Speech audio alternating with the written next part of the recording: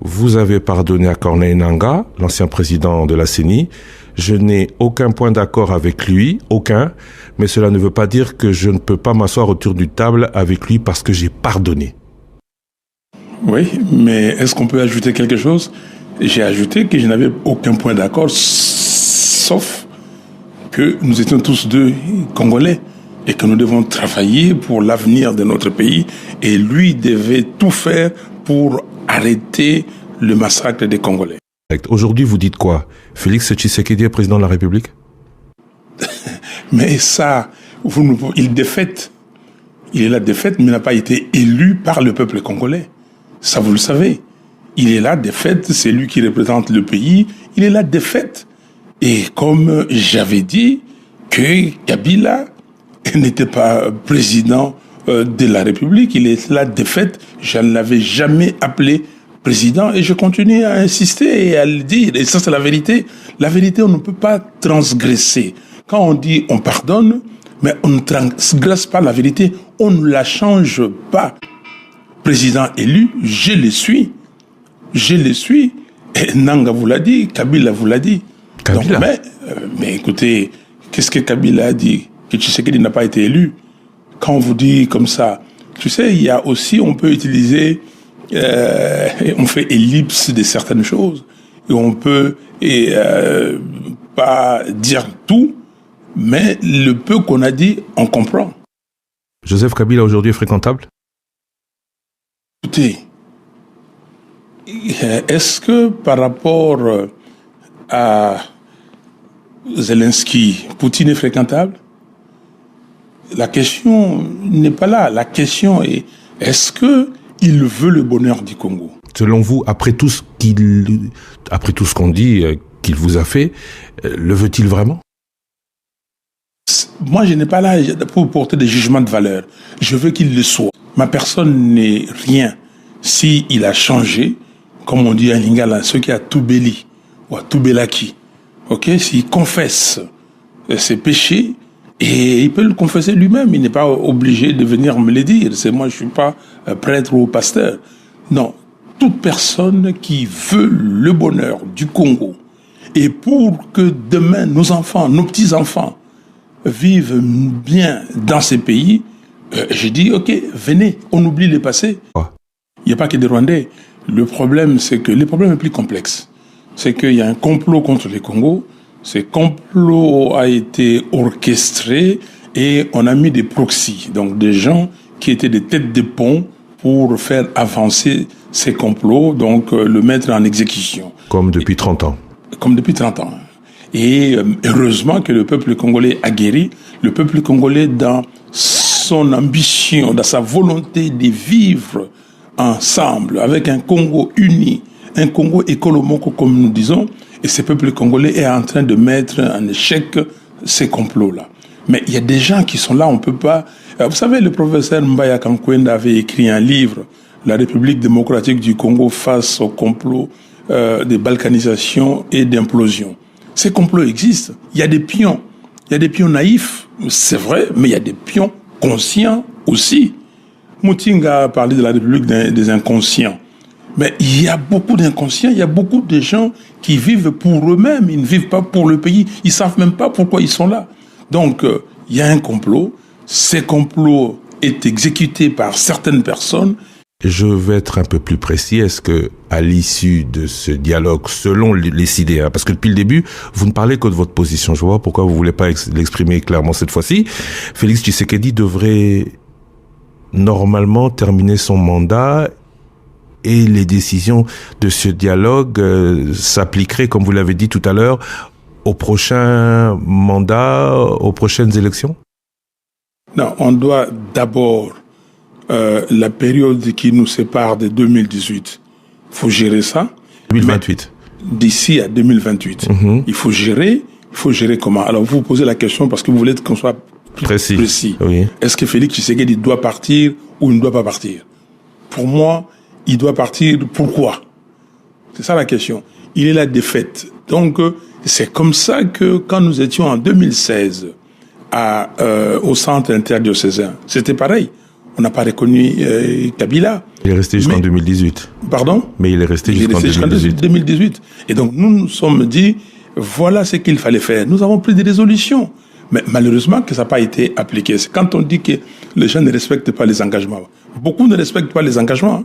Beaucoup de Congolais et des Congolaises. Alors, maintenant, ici, il ne s'agit pas de créer une révolution inutile. Ici, il s'agit de se dire des vérités, de se réconcilier et de créer la paix sociale par la cohésion nationale et d'envisager l'avenir. Donc, les 5 points dont je parlais, on discute et en 2028, nous avons des élections crédibles, transparentes, apaisées. Ça, c'est les idées, la Mouka qui les dit. 2025-2028. J'ai dit 2028. Entre 2025 et 2028, ce serait quoi, une transition, retour du 1+4 avec un SIAT? Vous le voyez ça comment? Ça sera ce qui devait être là, c'est que les parties prenantes devaient se convenir. Mais si les parties prenantes conviennent autre chose et que tout le monde accepte, on accepte. Ça, je dis notre position. Et vous avez dit, moi je n'ai pas, comment dire, la langue dans ma poche. J'ai dit ce que nous pensons et ce que nous pensons est dit et écrit et publié. Nous avons un manifeste, le manifeste de Kisangani, qui a dit beaucoup de choses. J'ai fait des déclarations chaque 30 juin, chaque 30 décembre, je m'adresse à la population et c'est connu. Mais si on arrive là-bas et que la majorité décide autrement et que tout le monde, finalement, prend la position de la majorité, c'est la majorité de l'avant. Vous allez de l'avant et vous signez un communiqué conjoint avec Moïse Katumbi, Delis Esanga et Joseph Kabila. On vous a entendu dénoncer clairement l'agression rwandaise, vous? Pas eux. C'est un revirement de votre part? Quand on dit qu'il faut arrêter la guerre, il faut que tous les éléments armés arrêtent et que les forces étrangères rentrent chez eux, ce n'est pas dénoncer la guerre. Nous disons qu'il faut la paix. Et quand nous disons que les réfugiés, alors ça c'est très intéressant, Christian, quand on dit que les réfugiés rentrent chez eux, mais les FDLR sont qui? Les Interamoués sont qui sont au Congo? Ils sont combien? 700, 1000, 1500? Ils avaient dit moins de 1000. Récemment, on avait reçu l'ambassadeur Karega il y a 2 ans, il avait dit moins de 1000. Moins de 1000, c'est pour ça que je commence par 700. Ok? Et vous voyez que je termine par 1500, parce qu'ils ne sont pas plus. Ils ne sont pas nombreux. Et voilà. À l'époque, le Rwanda disait qu'il ne constituait plus une menace. Ben alors, mais les Rwandais disent qu'il ne constitue plus une menace. À quel niveau? Parce que M. Kagame continue à dire que vous hébergez des gens qui ont commis les génocides et ces gens-là, vous pensez que nous allons vous laisser tranquilles. Donc, il faut parler des réfugiés, aussi parler des Interamoués. Et ça, c'est de la responsabilité du Conseil de sécurité des Nations Unies.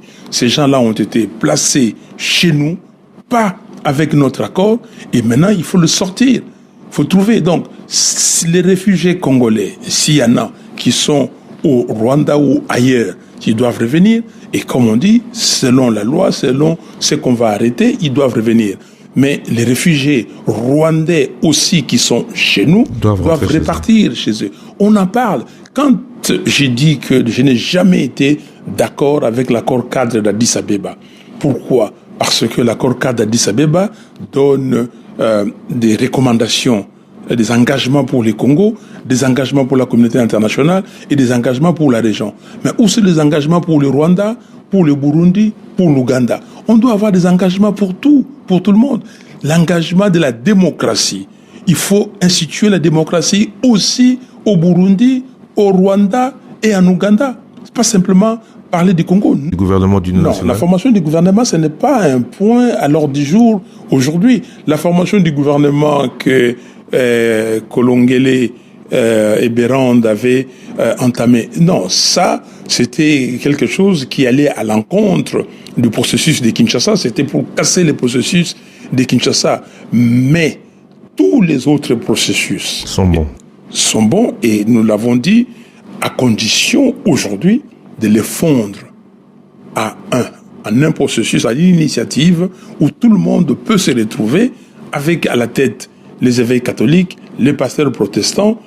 Doha viendra pour un soutien logistique et autres, et Washington aussi, et l'Union africaine pour assurer la bonne fin d'exécution des résolutions qui sortiront de là. Donc vous ramenez tout à l'ECC-5O?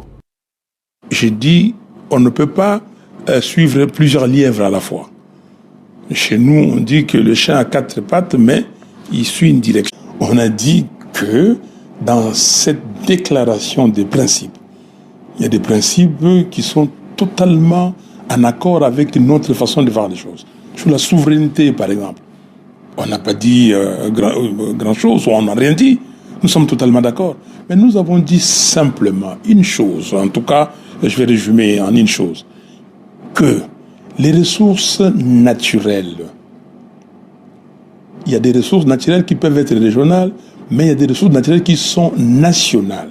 Si vous me parlez des ressources transfrontalières, oui, c'est la frontière. Les Ruzizi, on se les partage. Les lacs Kivu, on se les partage. Mais les coltans qui se trouvent dans le sol de Walikale sont les coltans du Congo. L'or qui se retrouve dans l'est de la République ou ailleurs dans la République, c'est au Congo. Et nous disons que ces principes qui ne sont pas bons, il faut les corriger. Donc nous n'avons pas dit que nous sommes contre Washington.